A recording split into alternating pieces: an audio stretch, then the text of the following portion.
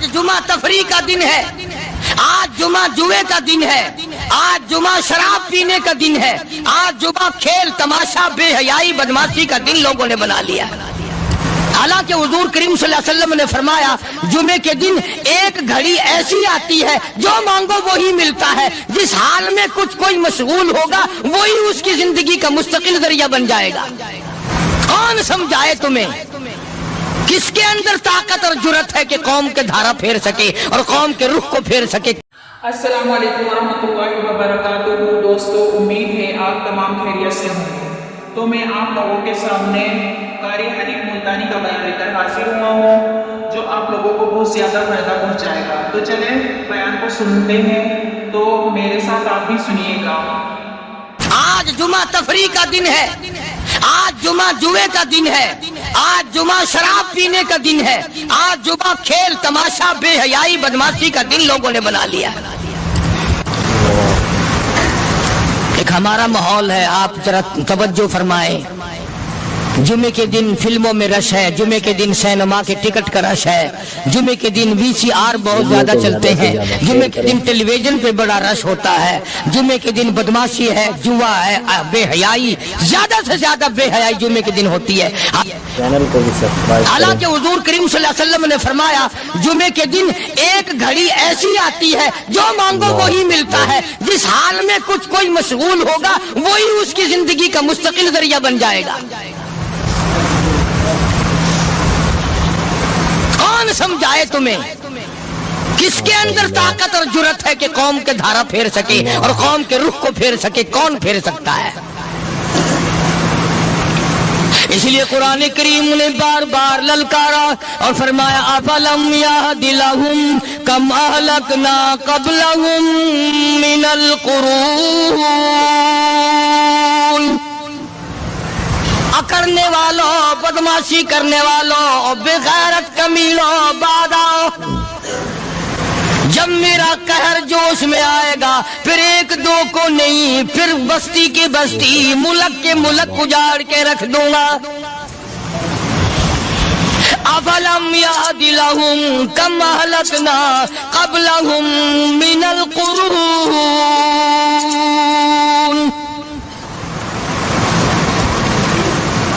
میں نے قرن کے قرن اجاڑ دیے، میں نے روئے زمین کے مالک اجاڑ دیے، میں نے ملکوں کے بادشاہ اجاڑ دیے، میں نے وزیر اعظم اجاڑ دیے، میں نے گورنروں سے بھیک کے ٹکڑے منگوا دیے۔ میں وہ خدا ہوں وَتُعِزُّ مَن تَشَاءُ وَتُذِلُّ مَن تَشَاءُ بِيَدِكَ الْخَيْرُ إِنَّكَ عَلَى كُلِّ شَيْءٍ قَدِيرٌ۔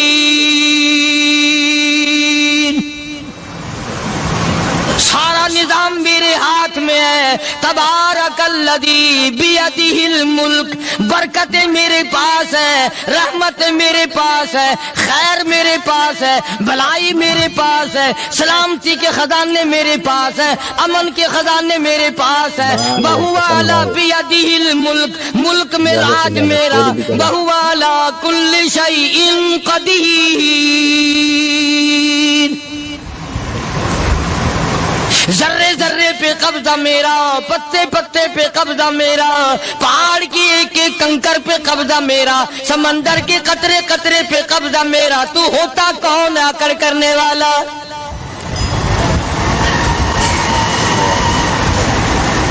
غور نہیں کرتے، سوچتے نہیں ہیں کہ کلام الہیہ ہمیں کیا بتانا چاہتا ہے۔ جناب عثمان رضی اللہ تعالیٰ عنہ فرماتے ہیں اور لوگوں، میں نے ساری زندگی گزار دی، اسلام کے بعد جس دن سے میں نے کلمہ پڑھا آخری دم تک کوئی جمعہ ایسا نہیں، کوئی جمعہ ایسا نہیں گزرا اللہ کے نام پر میں نے ایک غلام خرید کے آزاد نہ کیا ہو۔ پہلے لوگ بھی جمعے کے دن درود پاک کی کثرت کرتے تھے، خیرات کیا کرتے تھے کہ 8 دن کا کفارہ ہو جائے، اللہ تبارک و تعالی راضی ہو جائے۔ آج کے دن قیامت آئے گی، نہ جانے میرا کیا حال بنے گا، کن لوگوں میں میرا شمار ہوگا۔ مدنی کریم صلی اللہ تعالی علیہ وسلم کا دربار لگا ہوا ہے، مجلس ہے آقا مدنی صلی اللہ علیہ وسلم کی. وہ کتنے مقدروں والے جوان تھے جو اپنے محبوب صلی اللہ علیہ وسلم کی مجلس میں بیٹھتے تھے. وہ کتنے خوش بخت اور خوش نصیبے والے لوگ تھے جو اپنے آقا کے سامنے بیٹھتے تھے. حضور کریم صلی اللہ علیہ وسلم نے فرمایا مجھے 3 چیزوں سے بڑی محبت ہے, 3 چیزیں بڑی پیاری لگتی ہیں, 3 چیزیں دنیا میں بڑی مرغوب ہیں مجھے. فرمایا ایک نماز میری آنکھوں کی ٹھنڈک ہے. سرکار کی پسندیدہ بات سنو, فرمایا نماز میری آنکھوں کی ٹھنڈک ہے. جو نماز پڑھتا ہے وہ میری آنکھوں کو ٹھنڈا کرتا ہے, جو نماز نہیں پڑھتا کیا مطلب وہ مجھے رنج دیتا ہے. اور جامع ترمذی میں ایک حدیث موجود ہے, ارشاد ہے حضور کریم سب کہہ دو صلی اللہ علیہ وسلم کا, فرمایا کہ ہر پیر کے دن, ہر جمعرات کے دن ہر امتی کا نامہ اعمال میرے سامنے پیش کیا جاتا ہے. ہر امتی کا اعمال نامہ سرکار کے سامنے کر دیا جاتا ہے. تیرے فلاں امتی کا یہ عمل ہے. ذرا مسجد میں بیٹھے ہو, قبلے کی طرف منہ کیے بیٹھے ہو, لوگوں سوچو تو صحیح ہمارے اعمال نامے دیکھ کر آقا کو کتنا رنج ہوتا ہوگا. ہمارے کردار دیکھ کر, ہماری روح سیاہی کو دیکھ کر آقا کو کتنا رنج پہنچتا ہوگا صلی اللہ علیہ وسلم. ارے ہم نے حضور کی ذات اقدس کو رنج پہنچایا, پریشانی پہنچائی, تکلیف پہنچائی. پرواہ نہیں کرتے نمازوں کی, نوجوان بھی بوڑھے بھی حج کر کے بھی نماز پڑھتے لوگ. اور اب تو ویسے بھی دانا بینا لوگ ہیں. تو آپ نے ارشاد فرمایا کہ میری آنکھوں کی ٹھنڈک نماز میں ہے. 3 چیزیں مجھے پیاری ہیں پوری دنیا میں, 3 چیزیں پسندیدہ ہیں میری. سب سے پہلی فرمایا نماز میری آنکھوں کی ٹھنڈک ہے. قرۃ عینی فی الصلاۃ او کما قال النبی صلی اللہ علیہ وسلم. فرمایا جس آدمی, جس امتی کا یہ دل کرے کہ میں نبی کی آنکھ ٹھنڈی ہو, اسے چاہیے کہ نماز پابندی سے پڑھے. دوسرا فرمایا وفادار عورت مجھے بڑی پسند ہے. حضور کریم صلی اللہ علیہ وسلم نے فرمایا وفادار عورت, ہائے ہائے ہماری ماؤں سے زیادہ وفادار کون ہوں گی. جناب عائشہ صدیقہ رضی اللہ تعالیٰ عنہ فرماتی ہیں کالی کملی والے کے گھر میں 3 مہینے چولہے میں آگ نہیں جلتی تھی.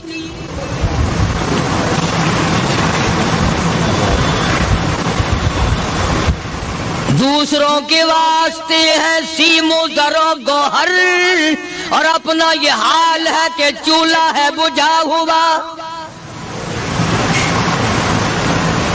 جناب عائشہ صدیقہ رضی اللہ تعالیٰ عنہ فرماتی ہیں ہمیں 24 گھنٹے میں 1 پانی کا پیالہ اور 1 کھجور کا دانہ ملا کرتا تھا.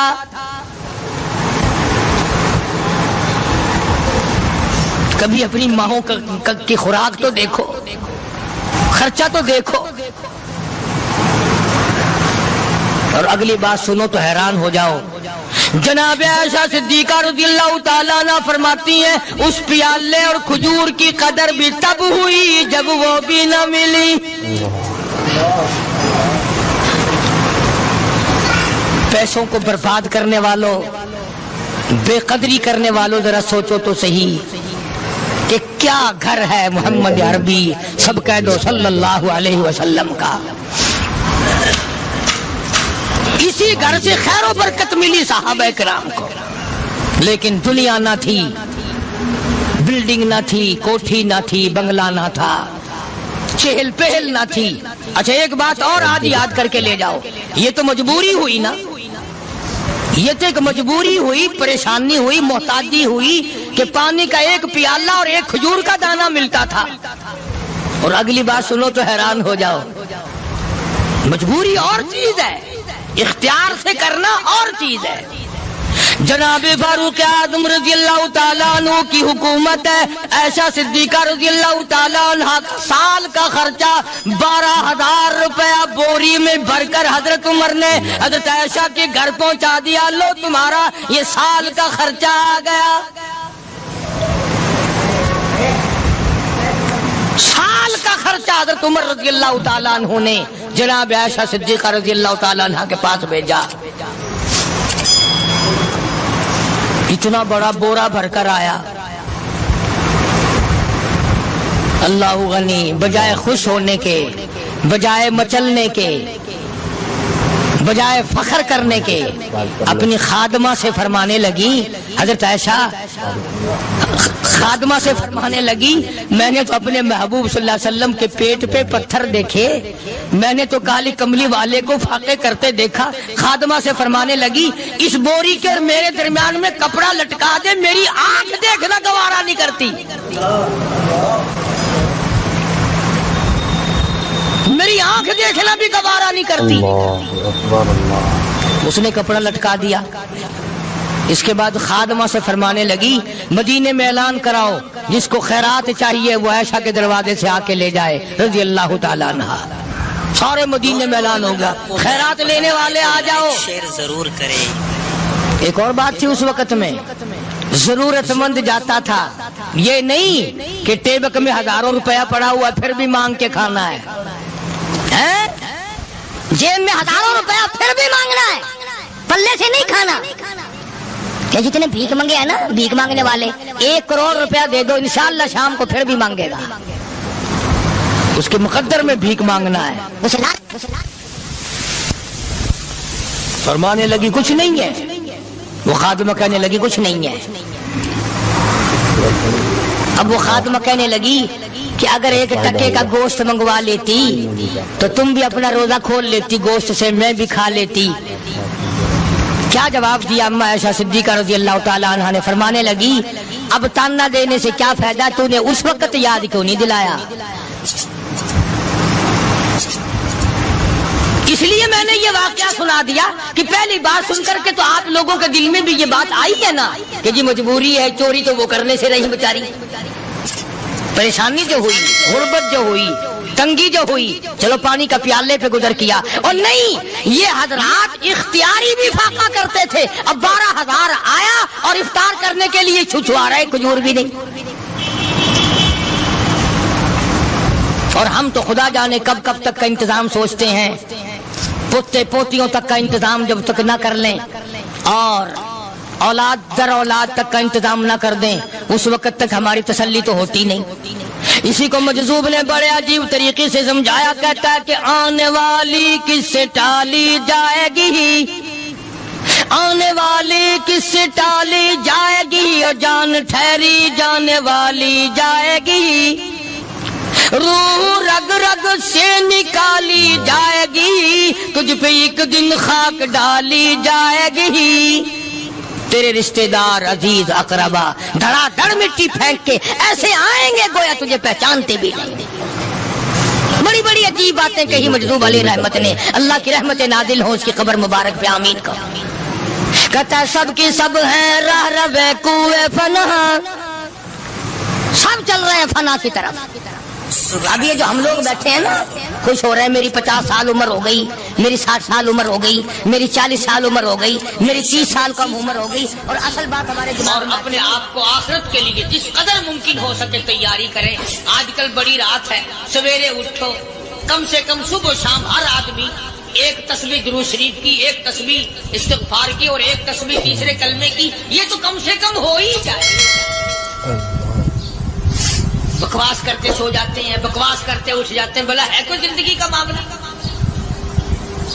اللہ سے معافی مانگتا سو جا اور معافی مانگتا اٹھ جا. خدا کی قسم اللہ کا دریائے کرم جوش میں آئے. تو یہ ساری چیزیں میں نے لیے عرض کی تو وقت پورا کرنے والا حساب نہیں کہ نہ جانے کس کو توبہ کی توفیق ہو جائے. کم سے کم ان 3 تسبیحوں کو ہر مرد عورت لازمی پکڑ لے.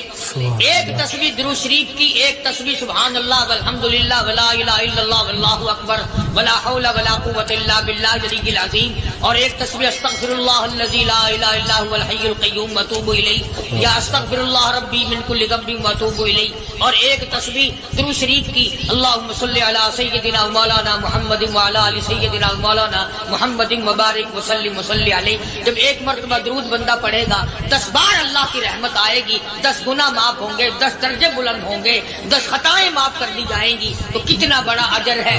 خصوصاً بوڑھوں کو چاہیے کہ وہ گپوں میں اپنا وقت خراب نہ کریں۔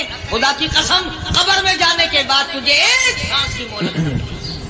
پر مجھے اس بات کا افسوس ہے کہ آپ لوگ پورا مضمون سننے کی کوشش نہیں کرتے، بلکہ بعض لوگ بالکل اخیر میں سر سے، ایک ہے جمعے کی فضیلت حاصل کرنا، ایک ہے جمعہ پڑھنا، ایک ہے سیرو نہانا، اس میں بڑا فرق ہے۔ ایک ہے سر سے اتارنا اور ایک ہے اس کی فضیلت کا حاصل کرنا۔ حدیث پاک میں آتا ہے کہ جمعے کے دن فرشتے دروازے پہ کھڑے ہو کر کے حاضری لگاتے ہیں۔ ہاں، اللہ صاحب مل کی ٹیکسٹائل مل کی حاضری کا تو پتا ہے، مسجد کی حاضری کا کوئی پتا نہیں۔ اگر دیر ہو جائے تو وہ گیٹ کیپر واپسی کر سکتا ہے، اگر دیر میں آیا تو یہ فرشتہ نہیں کہتا، لانتی ہوا پیچھے سے۔ بہت مدت کی بات ہے، علامہ یوسف بن نور رحمۃ اللہ علیہ زندہ تھے، میں کراچی تھا، تو حضرت نے مجھے فرمایا کہ جمعہ ہمارے یہاں پڑھا دو اب کے۔ میری والی وہ جمعہ پڑھاتا تھا ان دنوں میں، تو میں جب گیا تو ہم ایک چھوٹے سے دروازے سے داخل ہونے لگے۔ ایک پٹھان کہنے لگا پرلے دروازے سے چلو، میں بھی ادھر سے جاتا ہوں۔ میں نے کہا کیوں؟ کہنے لگا فرشتہ ادھر رجسٹر لیے کھڑا ہے، تم ادھر سے گھس جاؤ گے تمہارا حاضری نہیں لگے گا۔ وہ کہنے لگا فرشتہ بڑے گیٹ پہ کھڑا ہے، ادھر چلو۔ تو کم سے کم اس پٹھان کا تو یہ عقیدہ ہے کہ فرشتہ کھڑا ہے، اور تمہارا خیال یہ ہے کہ جمعے کے دن نہ فرشتہ ہے نہ خدا ہے، کوئی بھی نہیں ہے۔ اس لیے سیرت النبی صلی اللہ علیہ وسلم کا عنوان شروع ہوگا، وقتی آؤ پورا مضمون سنو تاکہ لطف آئے، دل و دماغ بنے۔ اور عقیدہ میں نے تمہیں بتا دیا، لا الہ الا اللہ، خدا کے سوا الہ کوئی نہیں، مشکل کشا کوئی نہیں، پیدا کرنے والا کوئی نہیں، فصل میں، دکان میں، کارخانے میں اس کے سوا برکت دینے والا کوئی نہیں۔ اور یہ بات بتائی کس نے؟ محمد الرسول اللہ صلی اللہ علیہ وسلم، ہمارے نبی حضرت محمد الرسول اللہ صلی اللہ علیہ وسلم نے ہمیں یہ بات بتائی، خدا کے بعد خدا کوئی نہیں، مصطفیٰ کے بعد نبی کوئی نہیں، حضور صلی اللہ علیہ وسلم کے بعد کوئی کسی قسم کا جو نبوت کا دعویٰ کرے وہ کافر ہے، دجال ہے، بے ایمان ہے، وہ خنزیر سے بدتر ہے جو میرے آقا کے ختم نبوت کے تاج کو ہاتھ لگائے گا۔ فرمایا لہم قلوب لا یفقہون بہا، اللہ پاک جل شانہ فرماتے ہیں جس کا دل قرآن کریم سمجھنے کا عادی نہیں، لہم قلوب لا یفقہون بہا، جس کا دل قرآن سمجھنے کے لیے تیار نہیں، وَلَهُمْ